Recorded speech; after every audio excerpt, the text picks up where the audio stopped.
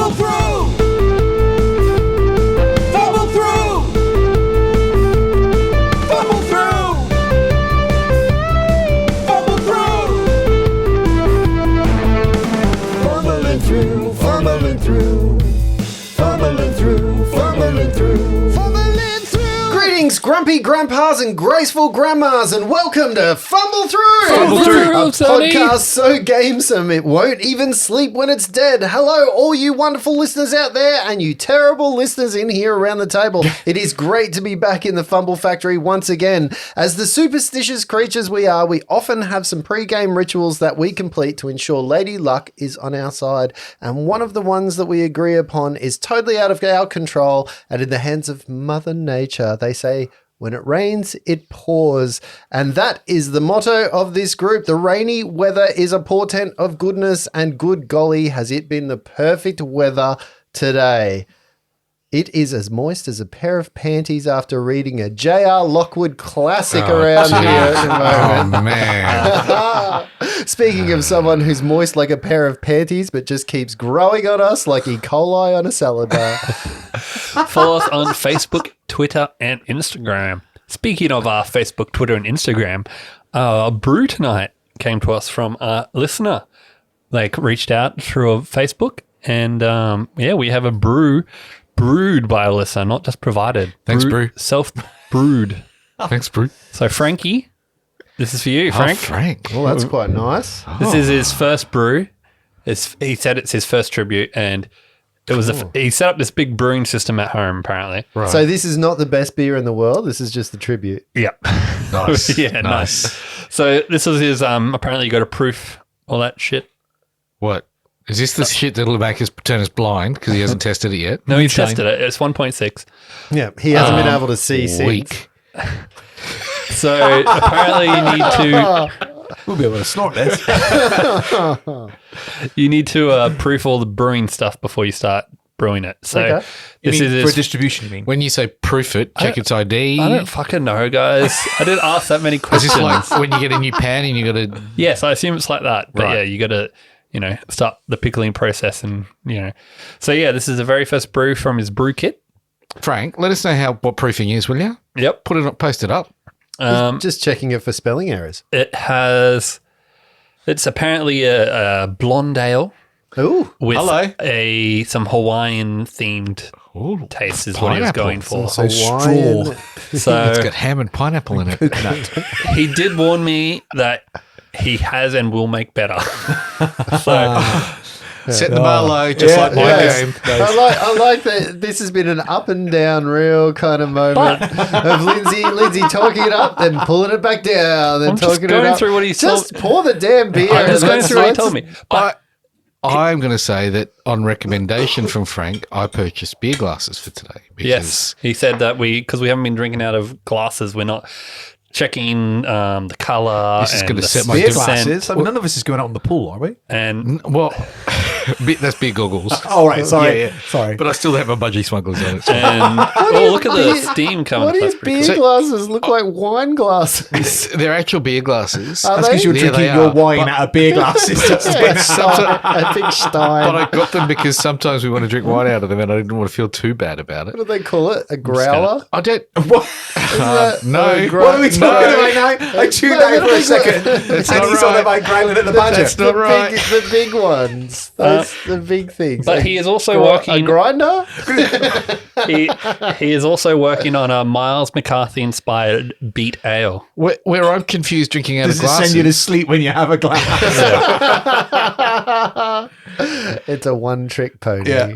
If we're drinking out of glasses, how am I going to keep my dementia up without the aluminium cans? What? Well, drinking out of aluminium, doesn't that provide you some... Hey, no? Brett. You're worse. You probably get worse from your antiperspirant. You need that aluminium that stops your glands from sweating. Oh, I don't use antiperspirant. Well, there you go. It's okay. It's hereditary.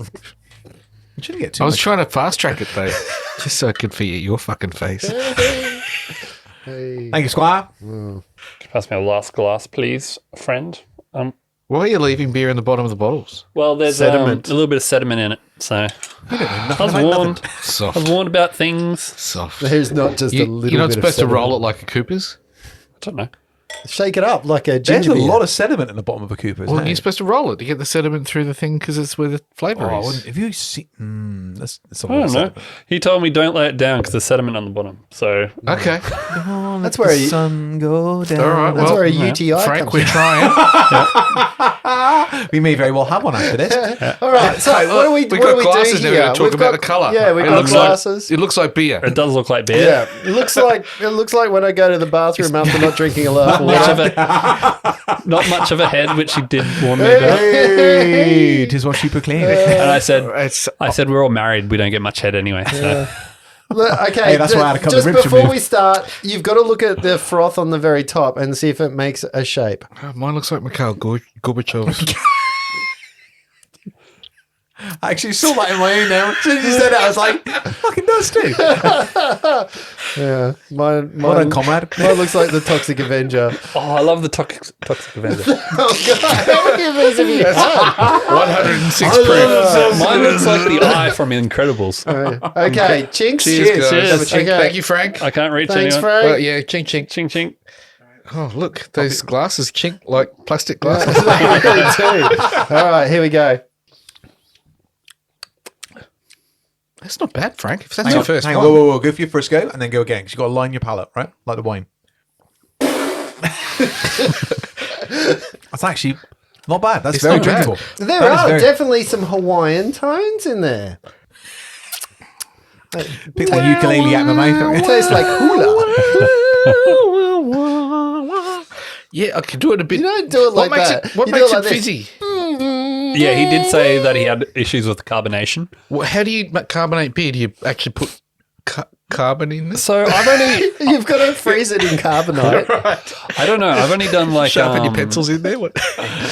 We Scientist? yeah, we need to do. I've done like a crappy plastic tub homebrew, you know, where you put the Right. jar thing, and Yeah. that comes with like carbonation tablets that you put in each bottle. Oh. But I don't think So he's you doing put it it that way. after you brew, then you carbonate. Like that, I don't think he's doing it that way in this. So beer doesn't naturally come fizzy.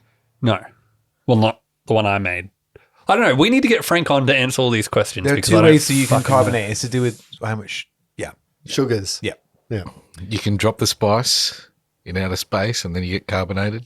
Frank, let It us know. depends how strong you want it as well, because if you go for longer, getting the higher carbonation, it means you're metabolizing the sugar through the beer more, which increases the content of alcohol.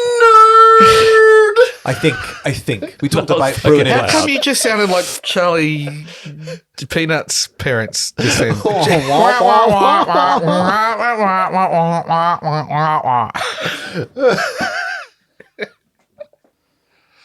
So if you want to send us beers or beer recommendations, hit us up on Facebook, Twitter, or Instagram. Beer. Frank, I'm coming for a chat, mate. Yeah, when you get the beat one ready, let us know and we'll have Beer. have a chat. I want to come and Gonna see have it in myself a process. Beer. Okay. Well, over the last few weeks, guys, we have had some really long and involved dicey questions, including ones where we have talked about our innermost thoughts and feelings. We've done some personality tests. Don't lose those, by the way, because I do want to swing back to those at some point. But this week, I just really want to get into the show and get into our first real combat, because we are on the cusp of maybe even talking to the ooze. I don't know. It could be a friend. Is it sentient? Who you don't know that, but the question this week is a simple one. Because we are all growing older and we are well past the springtime of our youths, the real question here is, what are your geeky plans to occupy your time when you retire? Ah, I got one. You've all thought about it. Yeah. I know. All of us have thought about it.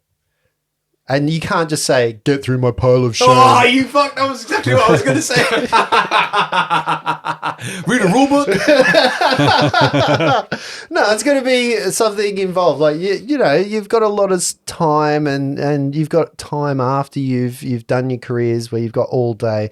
I'm assuming you've done those things that you've put aside. This is what you're planning on doing. So, you know how we're talking about the future, so I'm hoping this comes to fruition by then. You know how there is, you know, a lot of people, especially retired people, do railway trains. Oh yeah.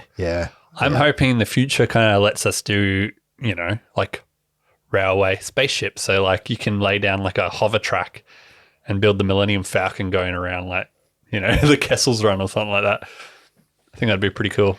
I did see a guy recently who had a drone, a video. Oh. He had a drone of an X-Wing and he took it next to an actual railway track into a drain. Yeah, that's great, isn't and it? was flying through a drain like it was He's going got through the the drone, Death isn't Star. it? It And was so it's the good. camera. He's placed a little X-wing just in front of the camera. Oh, so cool. as It's he's so going down the good. little trench, it looks like the trench run on the Death Star. So nice. good.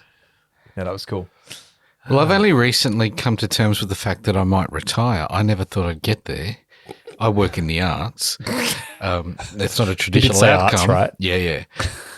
And I was a technician, so I always thought, for the first 20 years of my career, I'd fall off some scaffolding and die and have a premature death. My word. Now I'm looking at, oh, shit, I'm in a The desk job. realization you're actually good at scaffolding. Well, yeah, failed at the first part of my job. No, I'm looking at a thing going, right, well, I've never prepared for retirement. Now I've got a whole career ahead of me where I've got to prepare for retirement. So I'm not going to retire till I'm 90. I think at that point, though, I'd really like to continue doing this podcast thing a bit more. I think this is fun. I could talk when I'm old, more experience to bring to bear. That would be good, but I would assume we're in meta at that point, and I'd have avatars sitting around a table online somewhere in hologram form. We could do that now if you wanted. And when we were younger, we used to wear onions on our belts because that was the fashion of the time. We could call it Grandpas and Goblins. Made my wife tear up every time. It was the Great Depression. We used oil to fuel our cars. They didn't hover back then. I don't have a retirement plan. I don't have an idea on what to do You don't to have retire. a thing that you're like, this is the thing that I'm going to lean into. Most or people this is go, some I'm of the going to stuff." retire and do the thing I love once I finish work. Yeah. I'm very lucky to do the thing I love every day at work. Masturbate. And then- Oh, you're just one heartbeat ahead of me every time. That's He what brings a Dimity whole new says meaning too. to the phrase desk job. Yep. I'm the head man at the desk job. Oh, Christ. No, I go to work and I do the things I love every day. So when I retire, I'll, probably consult to people doing the thing that I would do at normal times. I don't, there's one of my colleagues, he's like well into his 90s and he's still doing consulting and shaping up arts experiences. And I love that. I think that's fantastic. I won't do it as much or do the shitty bits of the job. I'll let go of the crap I don't want to do, but still do that. Sounds like a cop-out to me. It's coming from someone who hates his job. Like, yeah. Yeah, because I'm normal. I'd have a sucky life for 50 years so I could do something really Yeah, that's like right. for 10. I have things I look forward to. Sometimes planning the trip's better than the trip itself. What about you, Luke? What have you got? I've no idea. I genuinely don't. Because like Brett, I mean, in terms of my interests, I'm doing them all the time through the week anyway. So, Yeah. I mean, not a huge amount with change. But I mean, there's nothing that you wanna spend your time doing. Genuinely would like to get more opportunity to paint. Yeah. With young children, it's very difficult to do that. So even before retirement, I'm hoping that's something that's going to kick in a bit before schedule. But I don't know. I kind of like the idea. Are you going to scale up, though? Because, painting's one thing. You could then scale it up into, building terrain. Yes, or, is exactly what I was going to say. The other thing it it was the some of those videos you watch about the building of wooden bits that you can use within a table. I think like the table, Butt like plugs? do the A wooden butt splinter. plug. Jesus. I wouldn't butt plug. like actually make my own gaming table. Yeah, like yeah. bespoke made, Yeah. kind of with all the Yeah. little trinkets Yep. and Yeah, things the like that you want to cup have it as holders and have it as an actual trays and- like a 40k gaming table, or as everyone sits around and we game table. Do you know what that sounds like to me?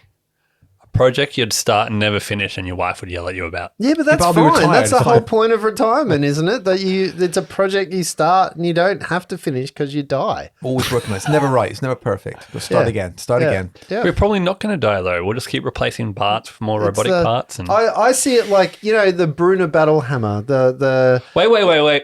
Bruno Battlehammer is still alive and where I'm up to. Yes, so he is. No, but when he finished his his time as a forger or as a blacksmith, he put all of his work into creating Mjolnir, which was Mjolnir? No, it wasn't. It was Aegis Fang. What's wrong with it? Yeah, I just crossed over into Thor. What just happened? Very similar Nordic It was a hammer. barbarian. They're both hammers. But yeah, he put all of his time and effort into creating his masterpiece, which was Aegis Fang. And then that was him. And now he's in his retirement, essentially. And as a dwarf, your retirement's hundreds of years because you live forever. So I don't see the point in waiting till that part of your life where Yeah. your body's failing to Yeah. do the thing you love. yeah, I think for me though, it's the wife about says no. it's about the alignment of things. So it's about having the time, being able to wake up in the day, how you're going to spend your time once you've finished. Like right now, I'm actively engaged in my career and all that kind of stuff, but I also think about There's a lot of afterwards- confused looks around the table Yeah. when you say that, Justin. Yeah. Yeah, well, you know. Do you have another career we don't know Yep. about? Yep, my How career is pole dancing going? Planning on my retirement. But the whole idea is what will get you up in the morning and keep you active and occupied and there. And for me, the part of that was always, you know, the kids all have flown the coop, hopefully fucking flown the coop by that point in time. tell you, our kids are gonna be with us till they're I could have 40. moved back into their rooms and used their space as my space. So I definitely will have a painting room and a model room, and model railways is something I am actually keen on getting into, just because you need. Well, that's a revelation for me. I never thought you would be the kind of person for model railways. Oh, are you kidding me? Model building. I don't want the railway. I want to build the scenery and the sets and the Okay. miniature towns and Yeah. you know. I don't want to do that trains. idea. I He want wants to to do wear the like, overalls with a t-shirt underneath them and a little hat. as you Yeah. said, like I want to do like the speed bike chase scene from Endor. Oh, yeah. I just Righto. want to build You know. the stuff, but that comes with having the space to do it as well. Like I don't have the opportunity to do that, but also there's part of me that wants to get into woodworking in a pretty big way. Like I can see myself going on no one in my family likes boats. So, and I quite do. I think boats are kind of cool. So I want to build a boat out of wood with my own hands and die in it when it doesn't float. Or when the kids shoot flaming arrows into it. When I'm lying down and somebody just keeps shooting at it. But yeah, they're the kinds of things I guess that I'm looking for. Like, you know, being able to finally put a scene together for all of my collections and have them actually, you know, what do they call it? Not manicured. What's the Curated. curated with backgrounds and all Oh, yeah. that kind of stuff. So stuff we Well, can why work can't you on do that now? I can do it now, but I don't have the space to move into That's to do bullshit. it. Look around. So- Look at my house. My Yeah, kids it's have a no fucking space. mess. I have space. I have carved out some space for me to do the thing that I love, and I let the kids in here to play. But Yeah, we I have still this do space, it, right? but that's not what I do all day, every day. Like this is the thing that I'm going to wake up. That's going to be my job. I'm going to do that. That's my work. And then in the evening, I'm going to be like, oh, hard day at work. Night Bill, night Ted. Time for someone else to do some woodwork. Clock it in, clock it out. Yep. In reality, when I retire, I'm just going to sit in front of a television and dribble, Watching Darman. just watching Darman. So you see, a man retires with dreams and instantly regrets it. Remember when we talked about aluminium cans before? Yeah. That's Yeah. it. It's all dreams. It's all dreams before my mind I dissipates. watched A Dar Man because you talk about it all the time. Yeah. It was horrible Yeah. and stupid, Yeah. and I hate you for making me waste that 5 Yeah. minutes. And of then that you time. went, holy shit, this is just like Cobra Kai. No. Because it is just like Cobra Kai. It's Cobra Kai's not. amazing. What is it on? Cobra Kai's Cobra great. Kai's got some redeeming qualities. It's got karate. That's karate, man. Yeah, I think you're doing yourself a disservice if you don't do the thing you love immediately. I'm not saying that, but you've got to have bigger. You got to be able to scale it up when you retire. Like Nah. I'm doing bits and bobs of it, but It just of means course, you can do more of it. of course, you just but there is more of it is not scaling it up. Like yeah, I could paint all day, but it's not just about painting at that point. It's about entering competitions or building dioramas or scaling it up into something. You'll probably have to scale up the painting because our eyes will start to go, and our minis will have to be like a foot tall to actually get decent. Doing gnomes instead of minis. I love that idea. I'm going to write that down. I'm going to start 3D printing garden gnome size minis. I wouldn't, if I had limitless cash in this question, Yeah. I wouldn't mind trying my hand at forging. Oh, wouldn't that be amazing? Maybe we should do that. Making Becoming a blacksmith. Yeah. Yeah. Oh, see, this is what I'm talking about. If money was no have object, thought about that. that would be Your blade will kill. Yeah, that program. What's it called? Forged in Fire. Forged in Fire. Yeah. After watching a few episodes of that, I was like, oh, this actually doesn't look that bad. Yep. Yep. I've always wanted to become a jewelry maker as well. Like that's something that I'm really keen on. Like, but it's expensive. You need a lot of time. But to get into that would be really cool. I don't want to do the gem cutting, but I do want to do the mini forging of precious metals. We could go do you can go do like those, I don't know what you'd call them. Things. Courses. Yeah, you can go pay and Go to the men's forge a shed. knife. You go to the men's shed and They're like little things you can pay for. yeah. I don't think I'll ever get to the men's shed because I've got no skills to bring to the men's shed. Yeah, but the whole point of the men's shed is they give you skills when you go there. We've got a friend who does dilapidary at a men's shed. What the fuck is dilapidary? Going to get fossilized like stones and precious stones and stuff and polishing them up and making them into something cool. No, in my luck, I'd turn up to men's shed with you guys there and there'd be nothing I'd want to learn from you. I wouldn't be going to men's shed. I'll make my own men's shed, invite people in. My dad, when he retired, he's like, I enjoy WoW, World of Warcraft, for those who don't know, but I never got to raid. So when he retired, Classic came out, and he's now like one in Australia's best raiding guild. Really? And he just raids like 3 days a week. Oh, cool. I wouldn't be in the men's shed. I'd be in the people's shed because I don't want it to be gender specific. I also want to learn how to crochet. Anyway, that was this week's quick question that nobody liked the answer to. You can see that I am running out of gear, so think of them, send them in. So without further ado, I bring you back to the world of Faerun in the deep forgotten realms. I believe you guys are somewhere in an excavation site. After the less than ideal outcome of the first task, the magnificent party headed out on another task to save some dwarves and warn them, and only warn them, about the nasty white dragon that is seen roaming the area. Upon reaching the dilapidated ruins, they see a fire off in the distance and hear dragon roaring way off in the distance of a town that is not being warned by our heroes. Upon entering the dwarven ruins, everything is spick and span, sparkling clean, ding, and slightly mysterious. When they hear dwarves crying for help, and suddenly 2 gelatinous blobs fall from the ceiling in front of our heroes. Come on, time to go. Let's go. Cube's coming. Get out of the book. Stop writing. Let's go. What's going to happen next, though?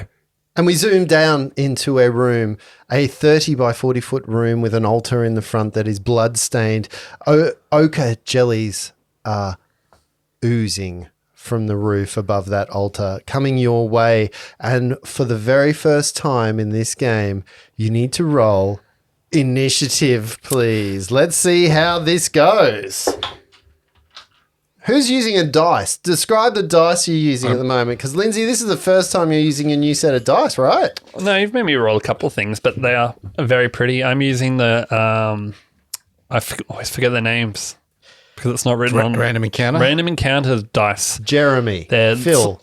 They're the sharp-edged, slightly larger ones. The red ones. Resin.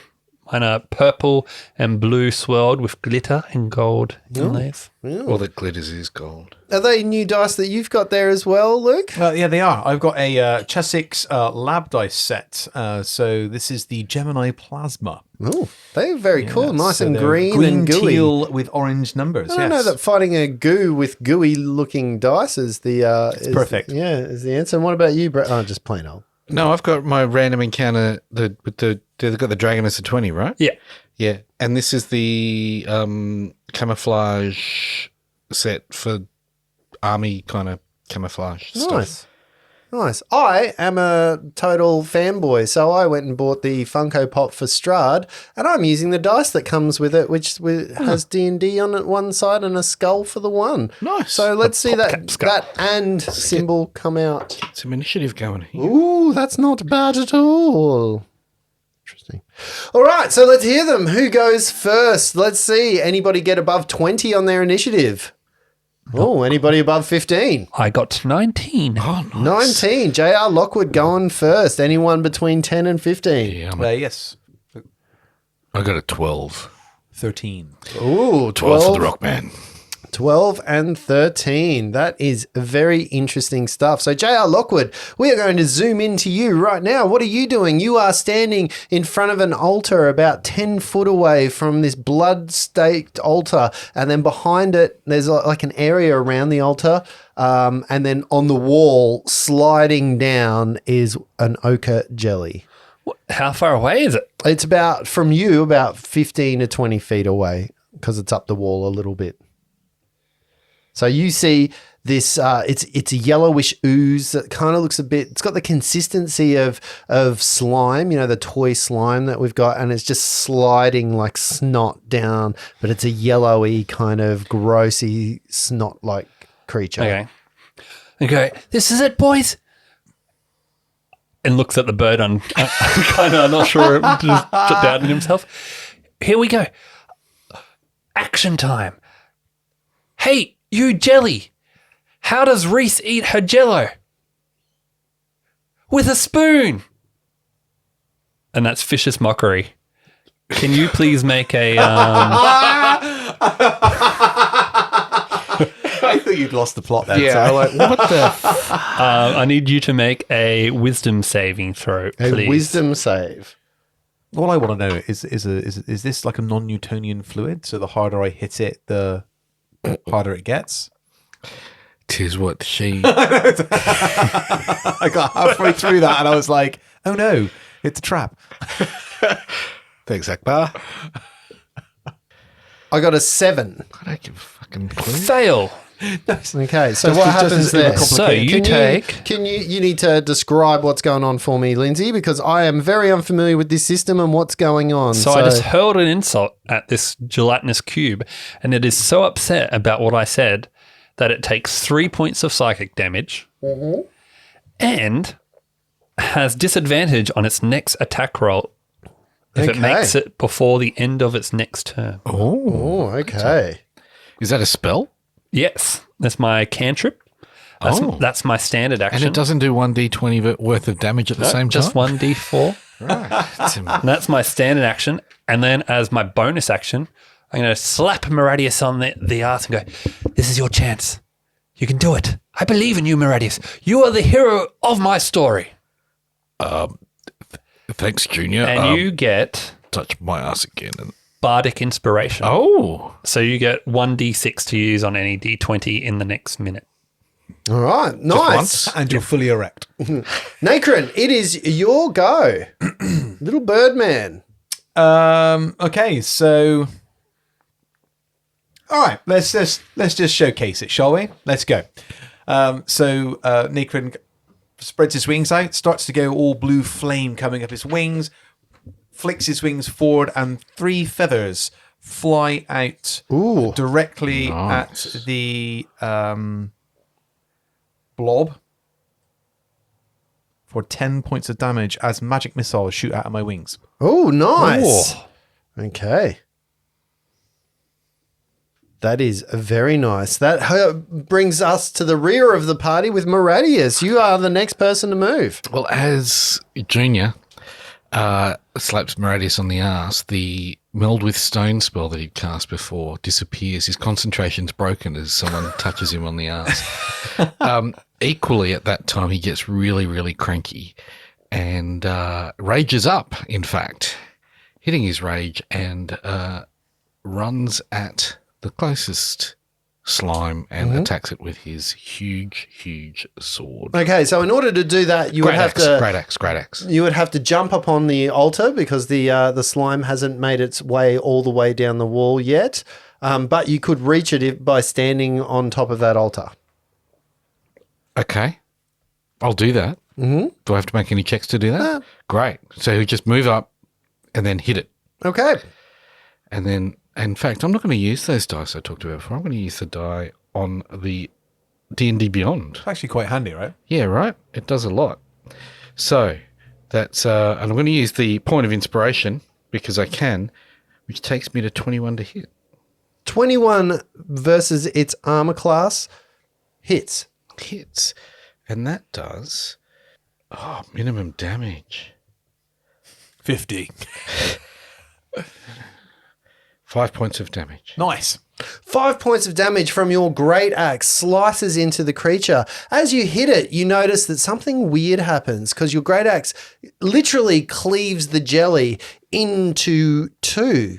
And you sit there going, ha ha, sucked in jelly. And then all of a sudden you see both of the jellies take a form of their own and start moving down the wall. Instead of actually killing it, you have created two creatures out of the one. They are smaller, but they certainly have a brain of them own. Is there a check I can do on these creatures to find out what's going on here?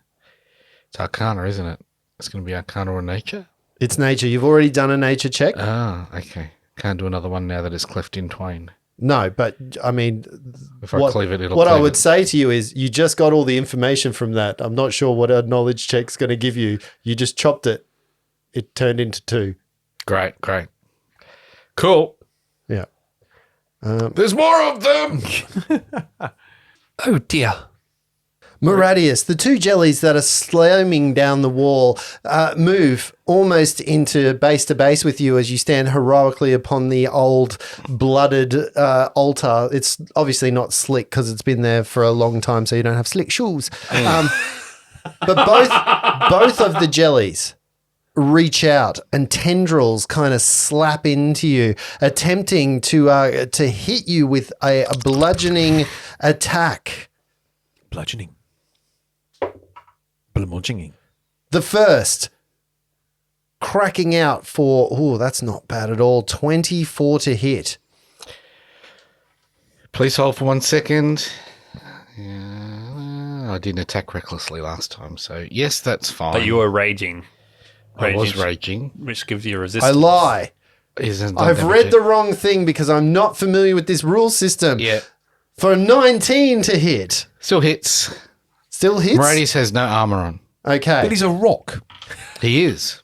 So the first tendril hits into you, bashing you around the midsection, sort of knocking into you for 9 points of physical damage and 3 points of acid as where it hits you starts eating away at your rock-like skin. You can see tendrils of smoke starting to come out as the acid ekes into you. The second Hang on a second. Is that bludgeoning, you said? Yeah. Not all of that bludgeoning goes through, Justin, as Moradius's rock-like physique resists the... Oh, nice. Also, is one of those ones the ones I insulted? The second, they have to They roll. both insulted because it's split. I don't know. Interesting. Yeah, that is One of them's interesting. insulted, one of them's in. Is it just the next turn? If it makes before the end of its next turn. Before the end of its next turn. Yep. Okay. Yes, that would have still hit because I rolled better. The second of the oozes, I'm going to do the disadvantage for both of them. The second of oozes, does the 13 hit you? No. Okay, so the second of the oozes flies, but the first oozes knocked you back just enough that the second ooze's tendril misses you entirely. Another ooze appears, however, sliding down one of the poles towards the rear of the party, coming closer to Mr. J.R. Lockwood himself, because I'm assuming you're sort of at the rear at this point with Mr. Nacron? Yes. Yeah. So coming towards you, not in range yet, but you see a third jelly, large like the first size of the jellies, starting to come down the pole towards both of you. And then that gets us to round number 2. Slimes. J.R. Lockwood, it is your go. No. JR looking at the ones that has been cleaved in twain is going to look at one of them and he's going to he's going to do the one coming down the pole near him. He's going to what do you call a bad ochre jelly? I don't know. What do you call a bad ochre jelly? mediocre. Will save, please. Mm-hmm. As I do another vicious mockery. That is a natural 1. I got a skull. And as per the rules of this game, you are dead. 2 points of damage, psychic damage, and disadvantage on your next attack. Okay. Next turn. Cool. And then I'm going to try and... Oh, look who's really branched out wait. into his new character. Oh, you get disadvantage on your next turn. Wow, real departure here, Lindsay, from your previous character. Oh, hang on, he's got a sleep stroke to come. Hang on. Yeah. And then I'm going to go, that was amazing the way you shot your feathers out. Keep doing that, but more, bigger. Make it fancy and beautiful. And he's going to give you inspiration as well. Cool. What does that do? You get to add a D6 to any D20 roll in the next minute. And then he's going to take 10 foot back. If he can. Are we at the doorway? Or are we? No, you've had to cross I'm going to inside. take 10 foot back away from the second jelly coming in. That should still keep me within 60 feet of Maradius. Yes. Cool. I will do that. Go team! I am here. I have gone. That brings us to Nacred. Nacred, you are standing there. You have an ochre jelly coming down a pole kind of 10 foot away from you. And there is one in front, or two now, smaller jellies in front, combating Maradius. Okay, so still, I think Nacron is ablaze with this blue mystic flame as he's obviously full swing into his sorcerer's powers. This time, he is going to clap his hands together, and out from his outstretched hands is going to come a firebolt. Ooh! At the closest jelly, which is the largest one, does a 19 hit. A 19 definitely hits that. Lovely, and that is going to be for 3 points of damage. 3 points of damage. Fire damage. Fire. Yeah, nice. Nice. You see it sizzle and bubble a little bit as the fire hits it, and you can see the heat radiating from it, but its journey down the pole continues. Maradius, you have two smaller creatures in front of you, one that you that turned into two after you cleaved it with a slashing weapon. So if I want to draw a weapon, what's that action called? Bonus, I believe. So I could drop my big two-handed great axe and draw two small hand axes? Sure. As a bonus action? Yeah, I guess so. Maradius is going to do that, and he's going to attack recklessly with his rage on, one at each of these two oozes next to him. Oh, okay. Nice. So the first ooze, attacking recklessly gives me advantage. Yep. What weapons did you pull out? Two hand axes. Okay. So that's, I rolled 16 on both of those. So 22 to hit with rage up. Yes, that hits. On the first one, and this is slashing damage, I believe, with a hand axe doing, holy dooly, 8 points of damage on the first one. Yep. And then the second one, sorry, this is me getting used to a system here, rolling advantage on this one as well because it's reckless, rolling a 17 to hit. That'll definitely hit. Doing a 8 points of damage on the second one as well. 8 points of damage. As you hit, again, with a slashing weapon, you seem to carve out, like imagine a piece of dough. You slice the dough open and it does slice open, but it immediately knits back together as it oozes back together, the first one. The second one, however, you chop just enough that, again, it multiplies into yet another ochre jelly. Cool. When I burnt that one, did it seem to, don't take a perception check or something like that to see whether that actually seemed to damage it properly? Yeah, it damaged it properly.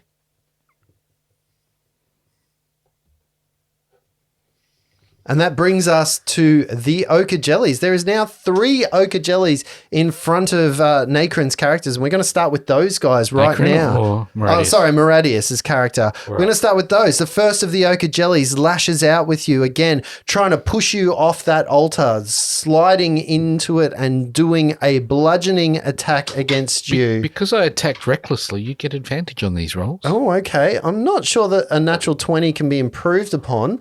But no, a 20 and an 8. So I'm going to take the 20. That automatically gives me double damage, I believe, because that is a critical. And in this game, you don't have to roll to confirm.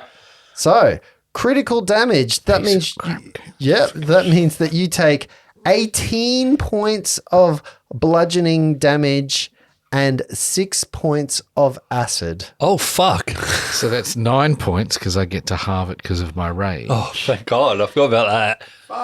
Far out. Right. That was like death. Maradius isn't looking too great. I'll tell you that right now. How high Which is really unfortunate All of the acid goes through, because right? there's 2 more damages You double the acid as to well. come through. I believe so on a crit. all these extra things we're getting doesn't seem so bad now, does it? Okay, so all of them get advantage on you. Yep. Oh, God. So I rolled a 2 and a 15. So I believe that 19 is going to hit you with their +4, and we are going to resolve that. This is not a pretty sight. Just for my interest, how are you actually doing here? Really badly, Justin. Like so badly, terribly badly. 5 points of bludgeoning and 4 points of acid damage. It's the acid that's hurting so much. Yeah. And then the last of the Radius falls down. Dunk. The last of the ochre jellies slides down the wall and starts moving over the altar towards Nacrin, who is the closest character to it. The ochre jelly that is coming down the wall, however, can reach him this round. The ochre jelly moves into base to base with you, Nacrin, and attempts to splat you. Now, this is the ochre jelly. Wait. Okay, so can I just reactions? How do they work? You can just do them anytime. At any time? Yep, as long as it's not been used in your last turn. Yeah, just describe what you want to use. So I'm curious about this. So if I read a spell to you, the description, so casting time says, no, hang on, it says duration, hang on, yeah. So casting time, 1 reaction, which you take when you are hit by an attack or targeted by a magic missile spell. So I need to see if I'm hit first. Mm-hmm. Go for it, Em. Okay, it moves up to you and it attempts to just smash you away. So you see a tendril of oozy jelly come at you. Oh, I'm not rolling badly at all, but that has disadvantage, and that comes out as a 6. It misses. Okay, so it misses, but it is right up in your grill. There are now 4 ochre jellies, 2 really tiny ones, 1 mid-sized one, and a large one. And that gets us to round number 2. Ochre jellies. J.R. Lockwood. Is there any way to get to Maradius without taking an attack of opportunity? I believe there is, yes. I would like to go, I'm coming, Maradius, and run up to Maradius, diving and dodging where the jellies are.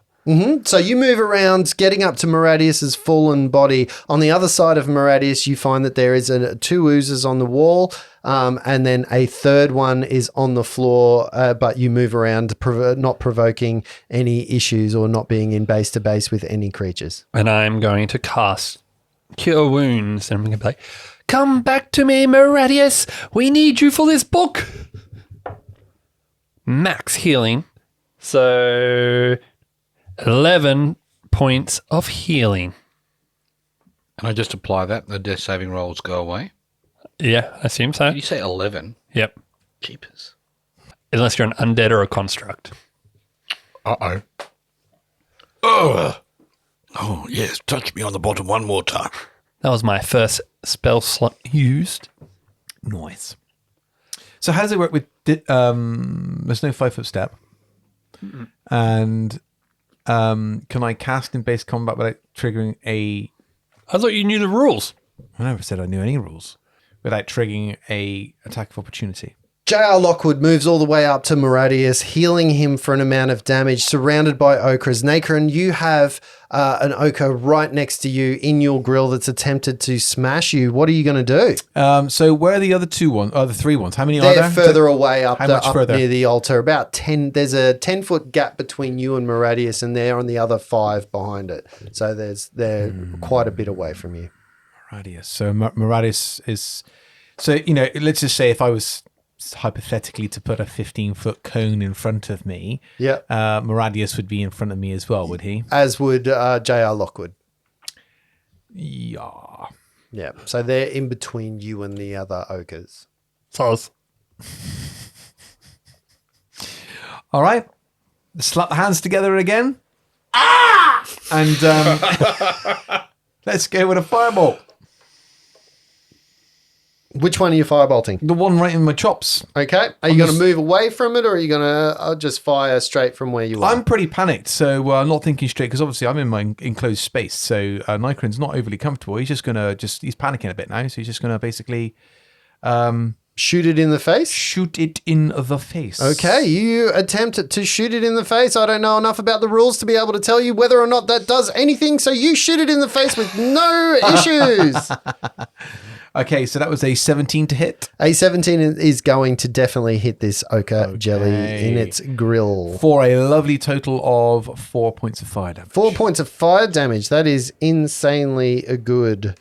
All right, not doing so badly right now. That brings us to the 3 ochre jellies on the floor, which is a very interesting moment, because these 3 ochre jellies are seeing both Maradius and J.R. Lockwood within easy movement and reach. So we have 2 of them on the wall slide down a little bit, gloop onto the floor. As you see on the floor, you see an ant just go and sizzles as the acidic nature of this ochre jelly moves in towards where you are, J.R. Lockwood, and 2 of them are going to come towards you. The first of which is going to attempt to hit you on a 16.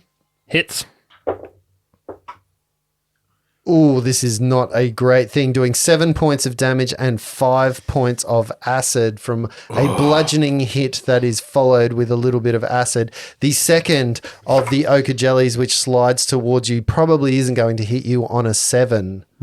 No, and the third ochre jelly is not going to do anything but slide straight over the prone form of Maradius. It's not going to attempt to hit him, but just the very nature of this ochre jelly and the acidicness of it is going to start eating away at you, Maradius, and you take 3 points of acid damage just as this thing is just attempting to guzzle your form, just turn you into liquid and eat it. On the other side of the world, or the combat, we find Nakarin with a ochre jelly, a large ochre jelly that's going to attack him. 7 is the attack. Not as enough. Another slam comes running in and not hitting. That brings us to round number 3, and J.R. Lockwood. You have 2 in base to base. Okay, I don't know if this is going to work, but I'm going to give it a go. So I'm going to start singing a lullaby. I'm going to pull out my mandolin, which is on my back, and go to sleep. Oh, here it is. Sleep Strike. Go to sleep. Go to sleep, little jellies. So I get to pick a point. Mm-hmm. This is where it gets a bit tricky without a battle map. So I get to pick a point, and creatures within all creatures, even us, within 20 feet, but we obviously go last. Oh, actually, we don't. It goes off HP, which could be bad. all creatures within 20 feet of that point, I roll 5d8, and then that hit points goes to sleep. 5d8. That many hit hit dice. points. That many hit points of creatures go to sleep. What? Can you read it to us? Yes. This spell sends creatures into magical slumber. Roll 5d8. The total is how many hit points of creatures this spell can affect. Creatures within 20 feet of a point of view choose within range are affected in ascending order of their current hit points, ignoring unconscious creatures.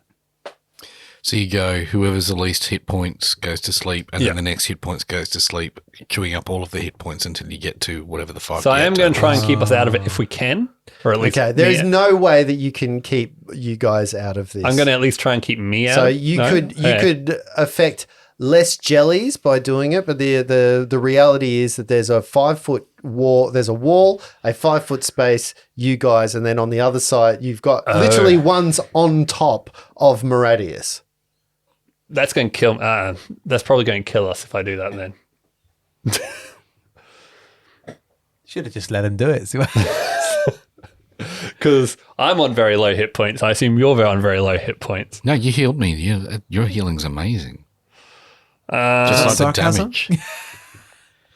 And there's 2 within base to base. Yeah. So if I run away, that's 2 attacks of opportunity, which will probably kill me. No. You don't trigger attacks of opportunity. Do you? Yes, you do. Yeah, you do. You're making a lot of assumptions here about rules. You can move away without provoking attack of opportunity. can't. in this Opportunity game. attack. You can withdraw. You can make an opportunity attack when a hostile creature that you can see moves out of your reach. Unless you're withdrawing. There is a withdrawal move, isn't there? Yep. There's a Equivalent.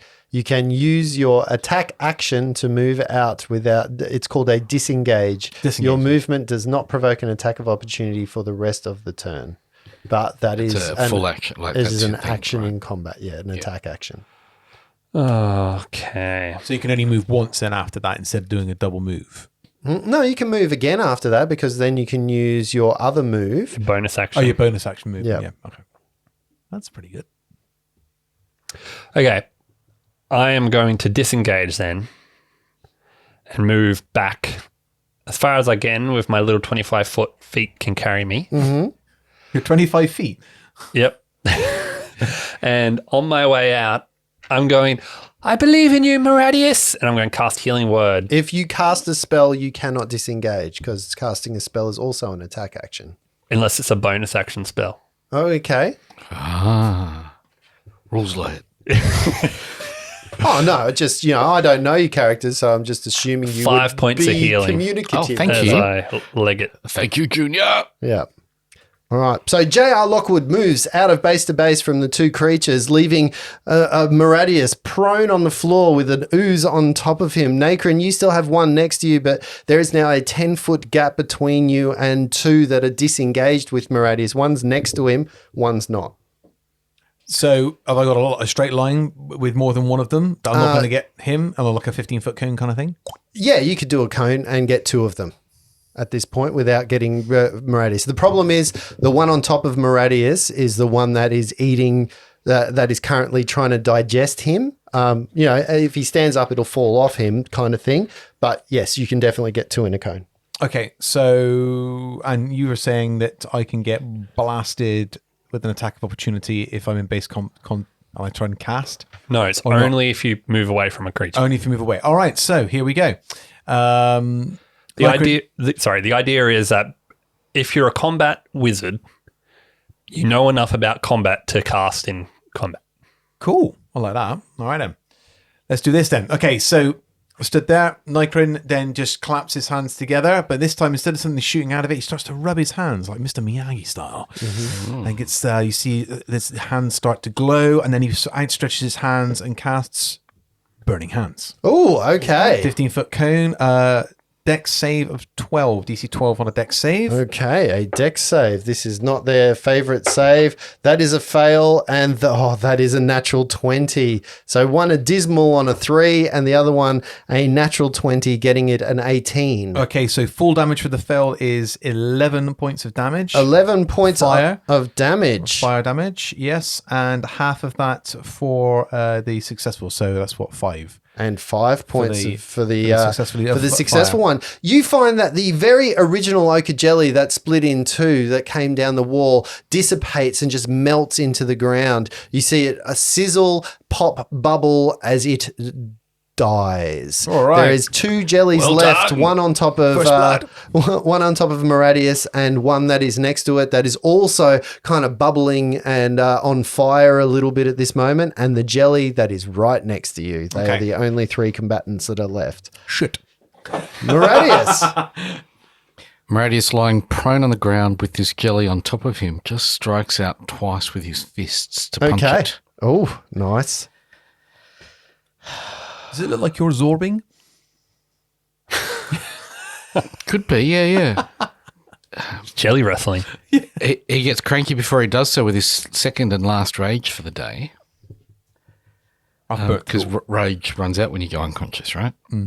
So the first unarmed attack is, well, the first roll is a 19 and the second roll is not that high. Does 19 hit with a punch, Jussie? 19 definitely hits the creature that is on top of you. The unarmed strike does 8 points of damage. Oh, bush. You feel like all of that ripples through and you see like everybody that's looking at this, you see, imagine like when you punch a big blick of jello and you get that ripple that comes out. It's the truffle shuffle. And and you see like the truffle shuffle come out of it and even parts of ochre jelly just splat out of it as it disengages and you see it just shrink a little bit as part of its life. It doesn't split this time, but you see parts of it ooze out of it and just lie dormant on the floor, sizzling away into nothing. It's not there anymore. I'm it's released. still on top of you. But it's not at a point where it's hindering you, if that makes sense. It's imagine you being slimed like in Ghostbusters. Gotcha, So yes. while it's on top of you and it's got acid damage and it's eating into your skin, it's not doing anything like the Newtonian liquids to actually harden up. You can move through it, kind of thing. So that was 5 points of damage. Did you say? That was more than that. 8? 8. Because he's adding rage points onto his damage. Okay. And then with his second one, is the other one next to him? Yeah, the other one's He's definitely just going next to to him. lash out with a backhanded fist to kind of, with his other arm and just smack that one at the same time for 13 to hit. That is definitely advantage. going to hit it. Oh, I didn't think that'd hit. So on a D3 unarmed strike, he rolled a 3 plus Rage plus +2 anger, for rage. plus rock plus hang on. the hang on, people's elbow. Plus his strength modifier of 4 is 9 points of damage on the other one. Boom, 9 points of damage. You slap into it. The ochre flies into the wall and just splatters into a million different oozes, losing all of its amorphous shape and just turning into liquid and seeping through the floor. Dead, leaving 2 ochre jellies in front of you. The one that is currently pooling at your feet. Yeah. You didn't stand up though, did you? Well, I'm just going to ask, can I stand up as a bonus action? I don't know what that... No, it's not a bonus action. half your It's move it's a action. move action that you would have to do. So you use half your move action to stand up, Yeah. and then you can only move whatever half is left. But I can do a standard action and a move action? Yep. So the Standard standard bonus move. action, I think my 2-weapon fighting is a standard action. Yes, so it's an attack action. Attack action. So Yes. I can half stand up Yes, you definitely can. and half move to the other jelly. So, Or can I shake off the jelly that's on me? you move standing up. You think that is just going to slide off you anyway. You So the other half move, I'd like to move up to the other one that's so you in stand Nacrin's- up and then you move the 15 foot back to where the one that's up in Nacrin's grill. burn me. That's your go over and done. Getting us to the ochre jellies. 2 left, 1 not looking great. The one that you just moved off follows because it's got a taste. Has it? Yeah, and it loves you. Taste for rock. Oh no, it was having sex with him. This is how I knew that was a money This shot. is how the ochre jellies mate.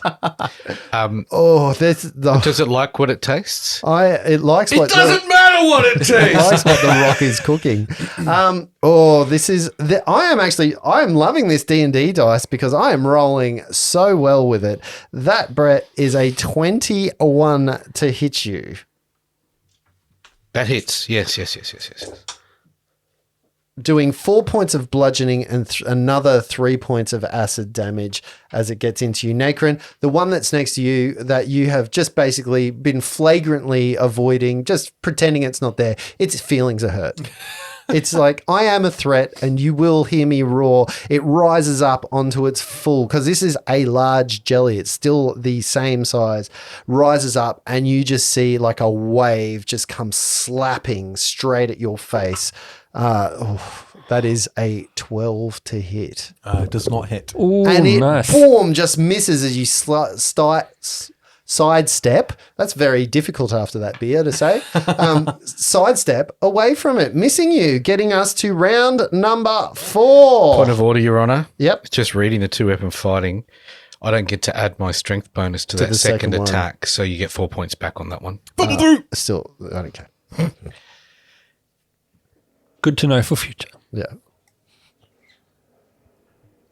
All right, that brings us to round number 4. J.R. Lockwood, you are running like a coward away from this fight. You've tried to sleep strike. Oh, wait, wrong character. Same maneuvers. How very dare you, Justin? Who's been most heroic, saving... And this is definitely going to... I had 2 options of what I was going to do, and this has definitely made me choose which one. I'm going to use my final spell slot, and I'm going to spin around using my magical enhanced voice, a whisper that only the jelly can hear. Na, na, na, na, na, na. I fucked your mum. Oh. Can I have a will save, please? A will save. A wisdom save. Wisdom save? Yep. Okay, that is... I don't know how this works in this game, but that's a 0. I'm assuming that's a fail. How'd you get a 0? I rolled a 2 and I have a -2 Brilliant. So you take 12 points of psychic damage. of psychic damage. 12 points! And you immediately use your reaction, if available, to move as far as your speed allows away from me. I'm starting to think we should have done a boy band. Okay. And just all been bards. I don't know what the point of a barbarian is. Lindsay, can you tell me what type of condition is that? So when you read your spells, I need you to tell me what types they are because there's some very specific things going on with this character. It's I don't have types. Unless it's in the book differently. You said before Because it it's was- got immunities like blinded, charmed, deafened, exhausted, frightened, and prone. So if it is causing this thing to be frightened, it's not going to work. Doesn't say frightened. It doesn't say frighten, no. It just It's not fear. It causes it to move away. Yeah, it just says psychic. Yeah, psychic damage, and then immediately uses reaction if available to move as far. It's shame damage, Justin. Shame. Psychic. I'm assuming it's psychic damage then, so Yeah, we'll just shamed go it. for that. All A right. deafened creature would not be affected by it. It has no ears. It's a blob. It can't hear you. It can hear me it through heard its me jelly. coming. It resonates through there. Yeah. So J.R. Lockwood, you say some stuff to the jelly, causing it some pain, becoming the bully that you really are. Necron, it is your go. The jelly's right next to you. Like Okay, they here we tried to go. make me Clapping feel bad. hands and cheeks. So just to be fair, there are 2 jellies, one that's on Maradius and one that's right next to you. I'm obviously going to be more concerned about what's right in front of me. Does a 15 hit A15 definitely does. for 7 points of fire damage? 7 points of fire damage. Another The fireball. creature in front of you melts, bubbles, and dissipates as the ochre jelly loses its form and dies. Moradius, it is your go. Maradius has got one on it still. One next to you. It's not on you. Oh, but it's next to me. Yeah, it's followed you. You moved away. It has a taste of you. It wants more of that sweet Maradius goodness. He's going to turn back to the one that followed him and kick out with a foot and then slash out with another foot. Okay. Slash out with a foot. Yeah, well, it's a bludgeoning slash. Hasn't chopped his nails for a long time, so Oh. it's a slashing one. Like flint. 21 to hit on the first one. Definitely strikes into it. Hits true. Sorry, there's some maths here that another 3 on the unarmed strike.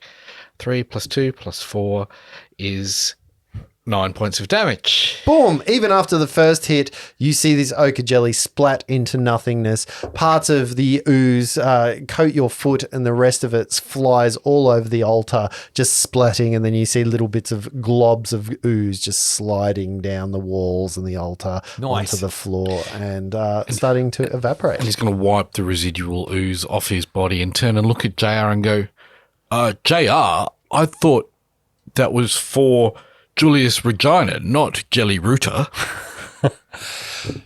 You know, sometimes you just gotta say what they is going to upset them to really get them away. And he casts prestidigitation, little fireworks go off. That was a great victory, people. We did so well. And Moradius just sinks to the floor, breathing very, very heavily as pock marks appear all over the stone on his skin. You're looking more like a pumice stone now. Yeah. Yeah, and you find yourself in this temple proper with an altar, 4 pillars, and the way that you came in. I think we should take 15 minutes and have a quick rest. Should we call the dwarves? We can have a look around first. But I think we should have a short rest first. And, well, that was tough. I got hit a lot and you got hit a lot and Nikron got hit but didn't seem to affect him. Are you immune to jelly? I didn't get hit. Oh. Should not have had that peanut butter sandwich before we came in. But yes, I think we should take a short rest. All right, tell me about short rests. So short rest is we take 15 minutes. Wrong. A Half short an rest hour. is a period of downtime at least 1 hour long during which a character does nothing more strenuous than eating, drinking, reading, and tending to wounds. During this time, you can spend a hit dice or more of your hit dice if you have them at the end of your short rest up to your character's maximum number of hit dice, which is equal to your level. And for each one of those hit dice that's spent, you roll the die and add a constitution modifier to it and you regain hit points. So you basically get to heal. So for example, right now you are 2nd level characters, which means you have 2 hit dice. And I believe that you roll whatever your hit dice is. Plus I can play a song of Plus rest. my con. Yeah. Plus your con. Yep. So you Con might only once. spend 1. Why wouldn't you spend both? Because you might not need Because that you many. might want to have, so for example, you might want to do another short rest later today and you so it's your regain. daily allotment is your hit dice. Yes, Gotcha. that's right. That's So really you cool. can I only like get that Every, back after every a long time rest. you roll a hit dice, you add your con to each hit dice? Yes. So if I do 1 rest now and a rest later, I get my con on each of them? Yeah. That's sweet. That is pretty cool, hey? That's where the barbarian comes in. Yeah, the big con characters can really buff themselves up. It's part of the way of D&D 5th edition giving everyone a bit of healing and making sure that you're Keep a not day going out rather than going to making rest sure in that the you're middle not. of the day. I guess for me, in terms of gameplay, I think this is a nice way of saying out of combat, you spend the time to tend to your wounds and you get to heal up, rather than having the healer spend all of their spells out of combat healing up. Yep. And then not being useful. So we're all good. Shall we take an Having a hour and short have a rest? rest? Yep. Great, So yes. I pull out my mandolin as we're laying there, sitting there talking, and I play a song of rest, which means you can add a D6 to your hit dice this roll. So I get a D8 and a D6, or 2D8 and a D6. I don't even need to roll to get back to full then. Like with a +5 con and you're, like whatever. Well, I'm on 4, so And you can take a short rest. You can do it on D&D Beyond as well. Yeah, I'm doing So it now. cool. So glad to have fire spells there. I'm not fully healed, but I'm pretty good. Short rests reset some of your abilities as well. Yes. It does. So there If are you have certain some of them. abilities that will reset during that time. Did you do it on Not D&D spells. Beyond? Did it give you your hit points back at the same time? So when I click on short rest, it says reset maximum HP changes during the rest. This rest automatically applies healing with dice results. And then you've got the bottom, it's got little boxes you can check for the hit dice. Right. And at that point, you guys are sitting down. About an hour goes past. You start to rest up. You spend your points. You bandage up any wounds. You start to get those hit points back, listening to the joys of J.R. Lockwood's tales upon his lute. And we will find out what happens next time. Oh, I thought you were cooked there. I thought you were cooked right as now well. he's- That was needed a that- shit he's ton sitting of there- damage. That was scary. Filling cracks with spack filler. That's his. It is interesting that the monsters provide you with some numbers for damage, so you can play a vanilla version and just give the same amount of damage each time, which is the average damage, or you can roll it. So I've decided that I'm going to roll each one because I like the fact that sometimes it can be more, sometimes it can be less, but it should even out to that number. You can also do that.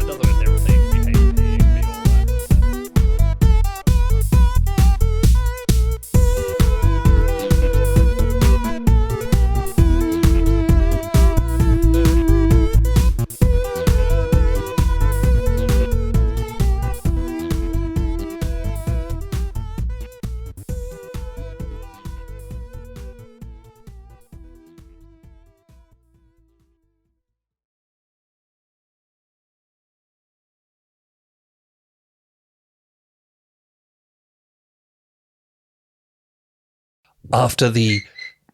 Sorry. Sorry, someone farted?